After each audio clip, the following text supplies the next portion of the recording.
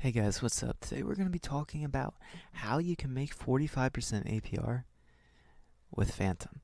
So, if you guys don't know, recently Fantom had a falling out in the crypto market. It was at $2. You can see right here about $2 2 weeks ago. But one of the devs of of major projects on Fantom actually stepped down. Now these projects are not getting discontinued, at least most of them. The teams are taking over for them. But as a result, we saw this major decline right here, like straight down. There's probably, 10-15% lost in that decline, and then we just saw it going down, down, down. Now we are on the upward bounce. I don't think we're going to see anywhere near $1.04, which was the low. I hope not. I'm trying to wait for my entry point. I think it's going to go down to $1.10 before it kind of picks back up, but honestly, I wouldn't expect it. We saw a little dip right here. It only went down to $1.14. So, one can hope. Maybe I have to bite the bullet in the end. But the one thing I find fascinating about Fantom is if I go to SpookySwap, which is SpookySwap.finance, and I hit the farm tab is right here up at the top. If I want to put in USDC to Fantom, what I can do is I can obviously provide liquidity in the liquidity tab. So I do max, and then I can supply it right here. You confirm a few transactions, and then you're ready to go. So, I did not mean to click that, but then I go over to the farm, and whether you want to do USDC, Fantom, or FUSDT to Fantom, highly recommend USDC. A lot of iffy things about Tether that I would not recommend. But this is insane. Now, you only get 4% APR from the farm fees. From the farm, which is okay, completely fine. What is the kicker is earn fees APR is 41.53%. Which is absolutely insane to think about. That's 3 times what the stock market offers in the year, assuming it's not a down year. So that is a pretty nifty way, actually, to earn some money. Now, the one thing I like about Fantom specifically is if I go here to swap, this transaction only cost me a couple pennies, 0.07, which is about 8.5 cents if you look at it properly. And on AVAX, I believe you're lucky to get 30 cents from what I've seen.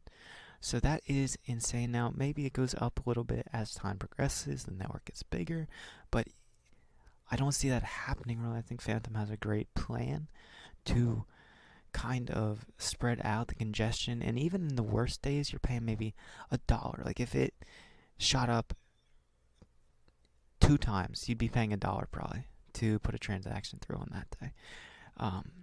Which is crazy to think about. I mean, I haven't had it happen, but it's been pretty stable.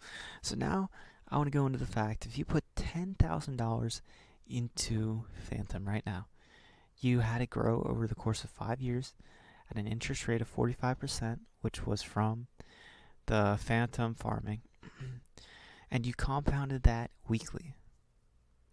After 5 years, you would have $93,963.40.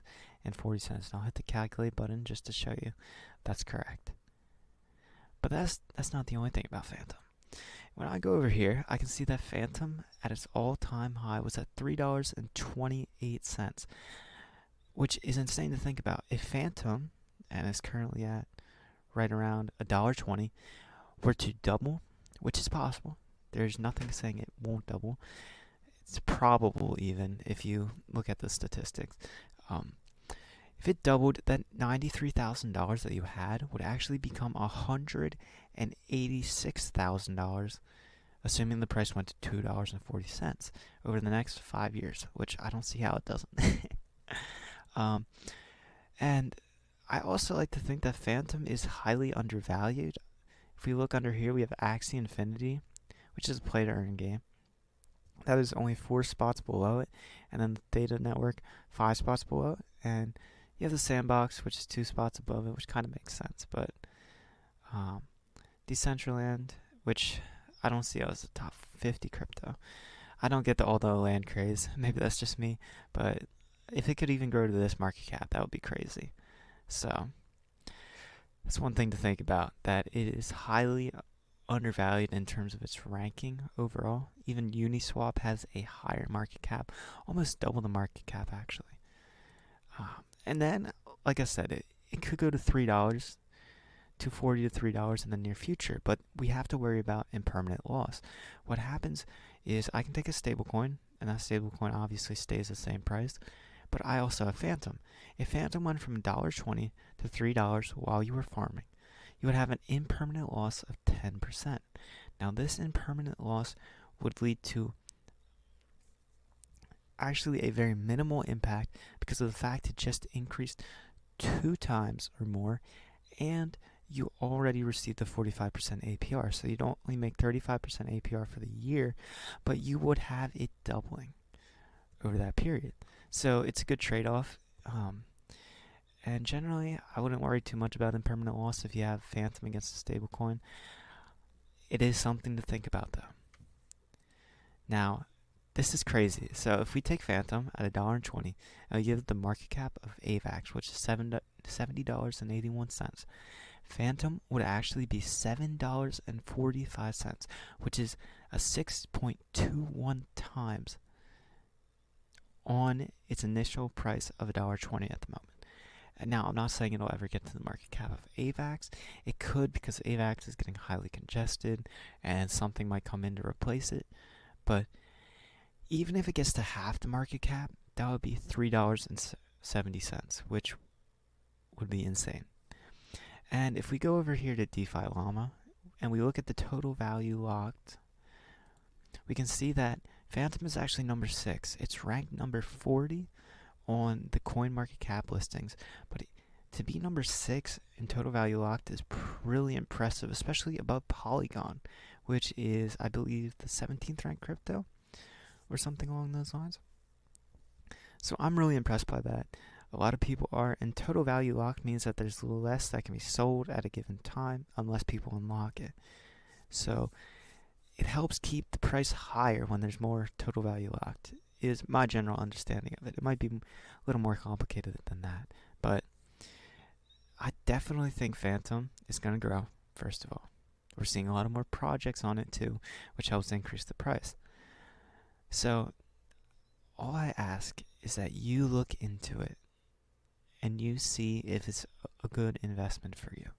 This is not any financial advice. I am saying this to inform you, not to persuade you. Okay? Anything you do, I hope it works out, but I am not influencing your decision in the slightest. I feel like I need a disclaimer at the end of that.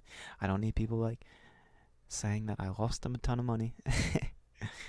I hope you guys enjoyed the video, and keep grinding.